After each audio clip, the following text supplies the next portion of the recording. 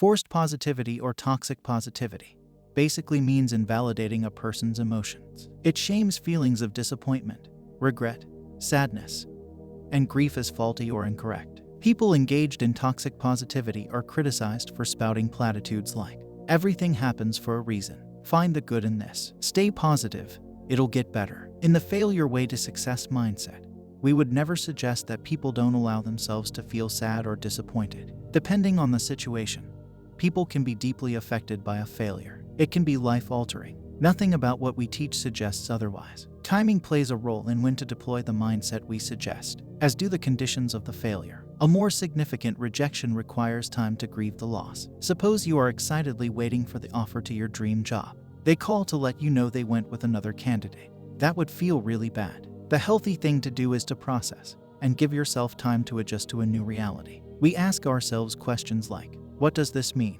What will I need to do now? How do I move forward? The problem comes into play when, especially after time, we can't answer those questions in a productive and positive way. Like, it doesn't matter. Nothing I do works out. That was my only shot. I shouldn't try to live my dreams. I'll fail forever. Using go for no in a sales situation.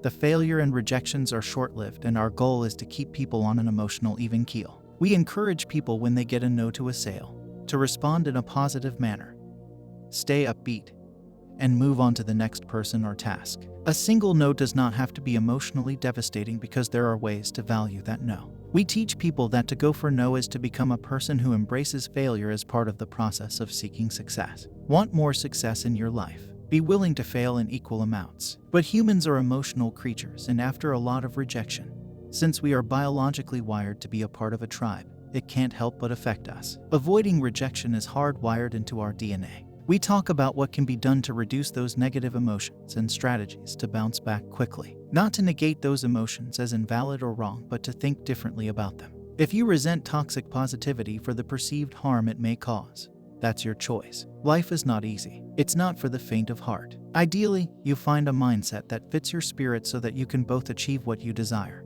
and feel what you want to feel. That's the wonderful part of being human. We get to experience the heights of joy because we also feel the depths of sorrow. One of our other greatest gifts is being able to choose our thoughts. As Viktor Frankl said in his work Man's Search for Meaning, everything can be taken from a man but one thing, the last of the human freedoms, to choose one's attitude in any given set of circumstances, to choose one's own way. Learn to fail your way to success. Think about everything you had to learn as you were growing from a toddler to an adult. You made so many mistakes and had so many failures. Nothing came to you easily. Whether it was learning to tie a shoe, ride a bike, learn to cook something, read, write. The list goes on. It all required being willing to be bad at first to get better later. You had to be willing to fail to learn. That is what it means to fail your way to success. So, growing up as a human is a process of failing your way to success. But it doesn't stop there. Most endeavors, ideas, or projects require failure as well. Pro ice skaters fell at jumps in the beginning.